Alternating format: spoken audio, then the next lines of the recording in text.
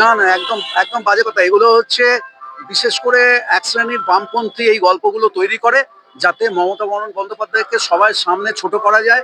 এবং তিনি এখানে এই ধর্মান্ধ উগ্রপন্থী শক্তির বিরুদ্ধে যে প্রতিরোধের আন্দোলনটা আমরা গড়ে তুলেছি, যাতে বাংলাতে এই ফ্যাসিস্ট বিজেপি, সাম্প্রদায়িক বিজেপি এবং আরএসএস যাতে ঢুকতে না পারে, সেইটা করার জন্য ওরা এই গল্পগুলো তৈরি করছে। এর পেছনে কোনো সত্যতা নেই।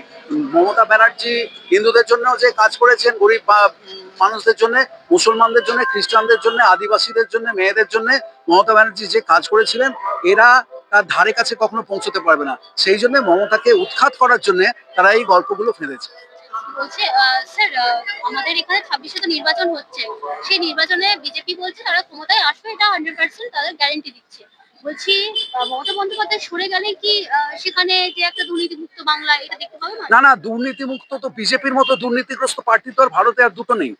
আমি তো সবসময় বলি, আমি তো তৃণমূল করি না, কিন্তু আমি সবসময় বলি যে তৃণমূলের যারা দুর্নীতিগ্রস্ত যেসব লোকেরা আছে, তারা হচ্ছে তারা হচ্ছে মানে গ্রামের চেনাশুনো সিরিয়াল চোর। হ্যাঁ। আর বিজেপি হচ্ছে মেশিন গান নিয়ে, অস্ত্র শস্ত্র নিয়ে ব্যাংক ডাকাত। সুতরাং এই দুটোর মধ্যে কাকে সমর্থন করবে তোমরা নিজেরাই পছন্দ করে বেছে নাও। আজকে বিজেপি যদি আসে, সারা দেশটাকে ওরা আদানি আম্বানিদের হাতে তুলে দিয়েছে। হ্যাঁ, দেশের শিল্প, দেশের রাসায়নিক পদার্থ, দেশের বন্দর, দেশের খনি, দেশের রেলওয়ে, সমস্ত কিছুকে ওরা আদানি আম্বানিদের হাতে তুলে দিয়েছে। এবং তার উপরে যেটা ওরা করবে সেটা হচ্ছে বাঙালিদের যে বাঙালিত্ব, বাংলা ভাষা, আমাদের যে খাওয়া দাওয়া, মাছ মাংস আমরা খাই, আমরা যেভাবে দুর্গাপুজো করি, আমরা যেভাবে আমাদের জীবন কাটাই, এবং আমরা যেভাবে একটা অসাম্প্রদায়িক হিন্দু মুসলমান সবাই মিলে একসঙ্গে এখানে বসবাস করি, সেই জিনিসটাকে, জীবন দর্শনটাকে, জীবন চর্যাটাকে ওরা সম্পূর্ণভাবে ধ্বংস করে দিতে চায়। এটাই হচ্ছে ওদের আসল উদ্দেশ্য।